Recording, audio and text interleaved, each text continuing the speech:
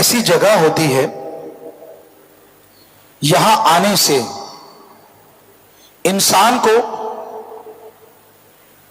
कर्मों का पता चलता है, कौन से अच्छे कर्म हैं, कौन से बुरे कर्म हैं।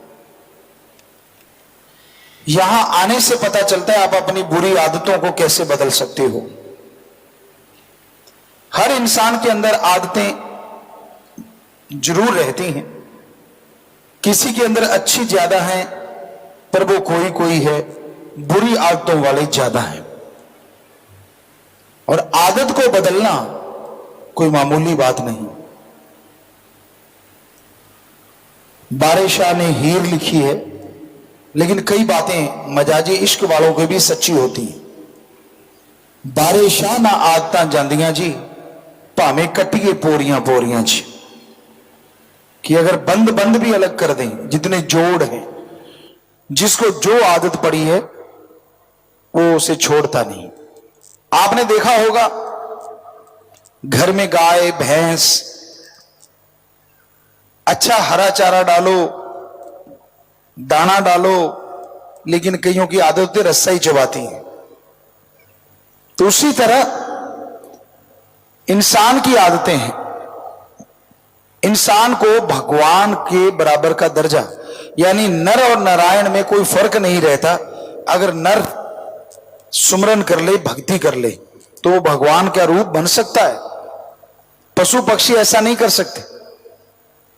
पर पशुओं की आदत बदलने के लिए उनके मुंह पे कुछ ना कुछ चढ़ा दिया जाता है। हमने देखा गांव में, पंजाबी जो चिकड़ा कहते हैं, चिकली कहते हैं, वो चढ़ा दिया जाता है। और वो रस्सा खाएगा कैसे? पर आदमी के कौन चढ़ाए? ये तो मर्जी का मालिक है, इसे कौन रोक सकता है? कोई भी नहीं।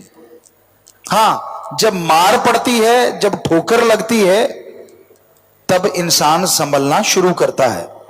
कितना अच्छा हो कि ठोकर लगने से पहले ही संभल जाओ। कबीर जी ने लिखा है, मना रे तेरी आदत ने, कोई बदलेगा हरि जन सूर। चोर जुआरी क्या बदलेंगे तो माया के मजदूर।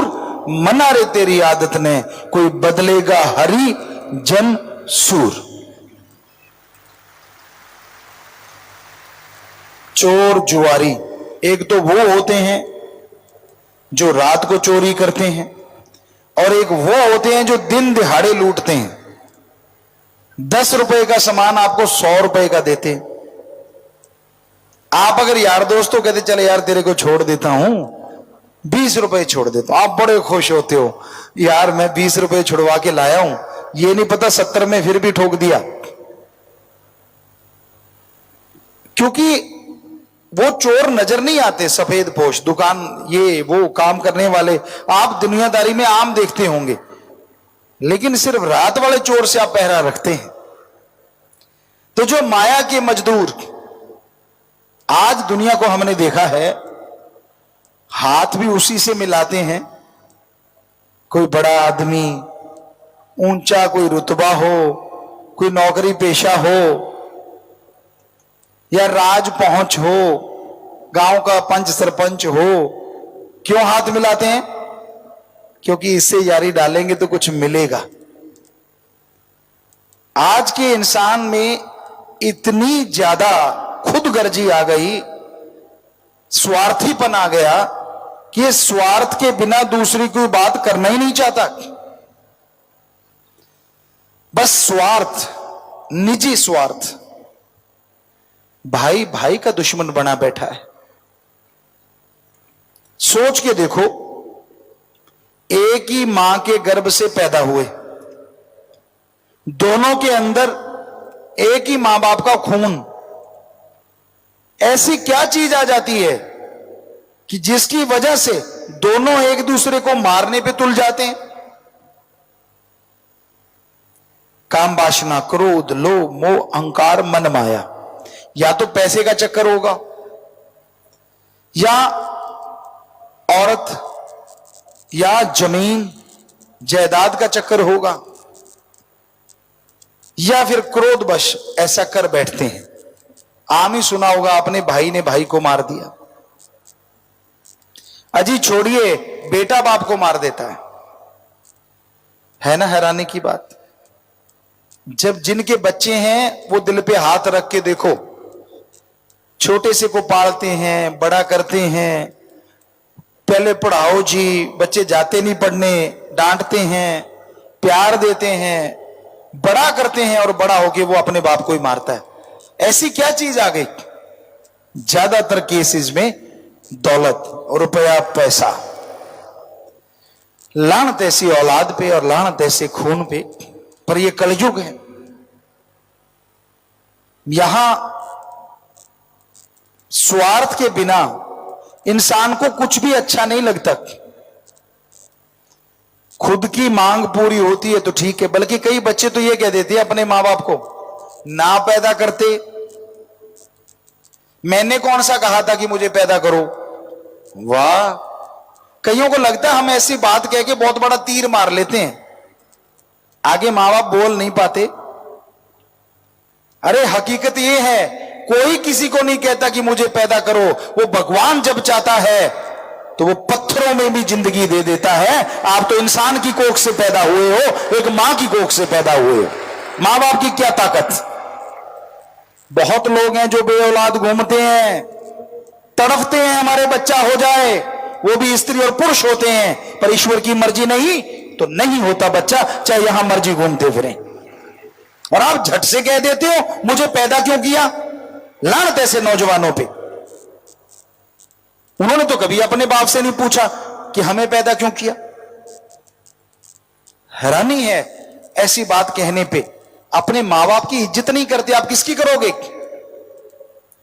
अरे वो मां, सर्दी का मौसम जरा याद कीजिए,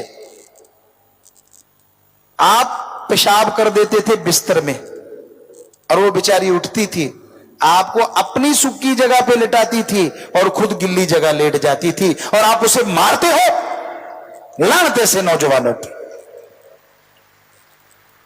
मां का ऋण तो उतारा ही नहीं जा सकता, कैसे उतारोगे कर्जा।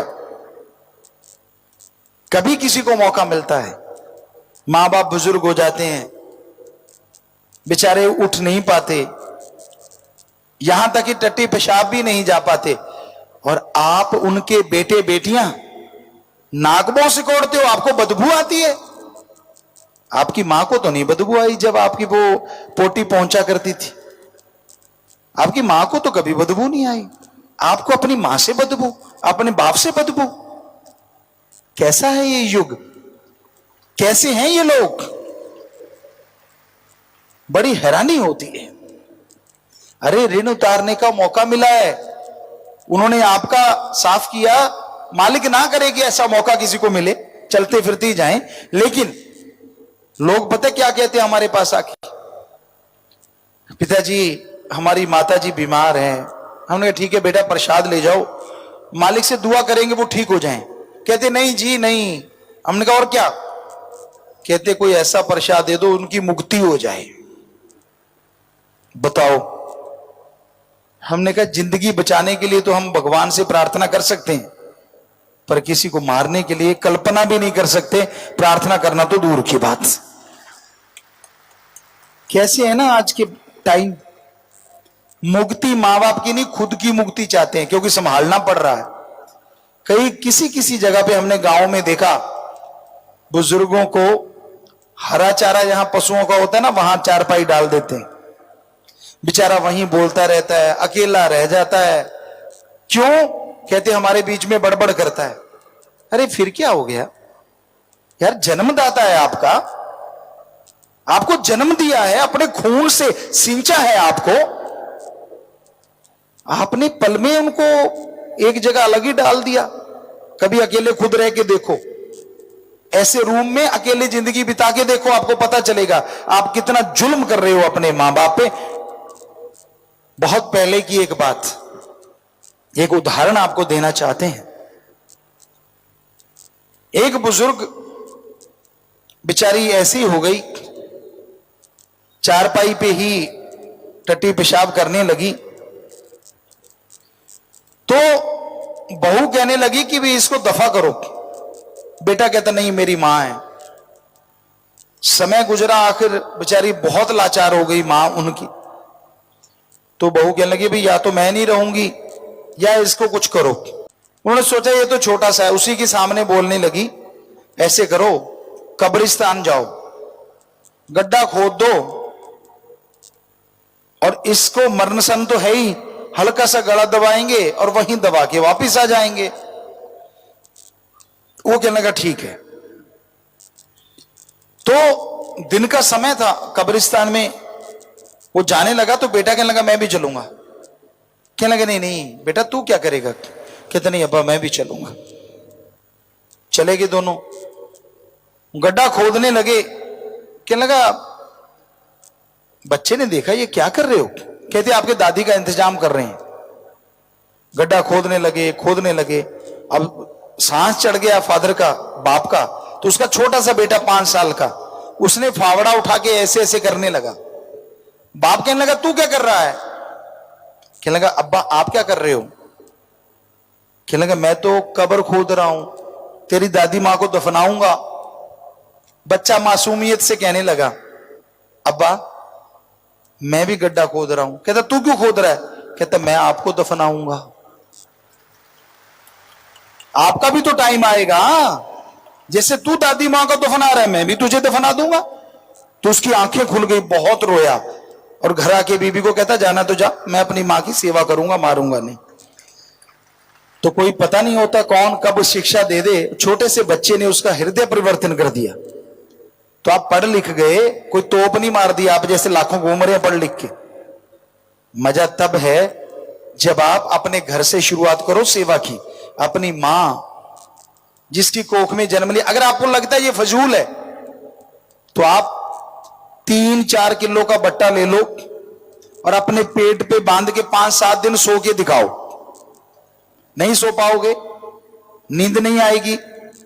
अरे आपकी मां ने आपको 9 महीने पेट में रखा है, सोती भी रही, जागती भी रही, काम भी करती रही, और आप उसको तगमा देते हो मुझे क्यों जन्म दिया।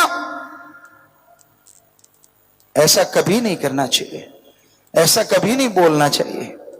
सेवा करो जितनी हो सकती है मां बाप की। अगर आपके मां बाप गलत रास्ते पे जाते हैं समझाने की कोशिश करो, फिर भी नहीं समझते लड़ो ना, तकरार ना करो। एक कहावत है राड़ से बाड़च, अलग हो जाइए, पर फिर भी मां बाप की निंदा ना करो, क्योंकि मां बाप की निंदा करते हो तो उनका खून आप में है। अगर वो गंदे हैं तो आप अच्छे कैसे हो सकते हो? पर मां बाप को भी तो चाहिए ना कि वो बच्चों का सत्कार करें।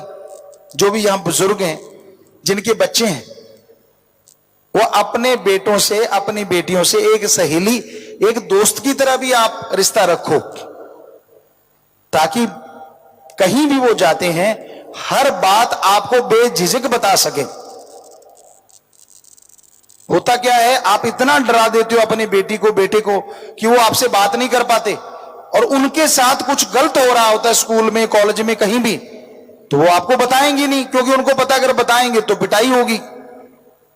और दूसरी तरफ अगर एक सच्चे दोस्त की तरह आप रहते हैं तो वो आके बताएगा, आपका बेटा, आपकी बेटी, मम्मा पापा मेरे साथ ऐसा हो रहा है, मुझे ये कर रहे हैं। तो आप समय रहते अपने बच्चे का लाइफ बचा सकते हो, जिंदगी बचा सकते हो। तो माँ बाप ही नहीं, एक सही दोस्त की तरह उनको गाइड भी करो। ਧੰਨ ਧੰਨ ਸਤਿਗੁਰੂ ਤੇਰਾ ਹੀ ਆਸਰਾ। ਗੁਰੂ ਜੀ ਦੀ ਪਿਆਰੀ ਸੰਗਤ ਨੂੰ ਨਿਵੇਦਨ ਕੀਤਾ ਜਾਂਦਾ ਹੈ ਕਿ ਹਰ ਰੋਜ਼ ਸਤਸੰਗ ਸੁਣਨ ਦੇ ਲਈ ਸਾਡੇ ਚੈਨਲ ਡੇਰਾ ਸੱਚਾ ਸੌਦਾ ਨੂੰ ਸਬਸਕ੍ਰਾਈਬ ਕਰ ਲੈਣਾ ਜੀ।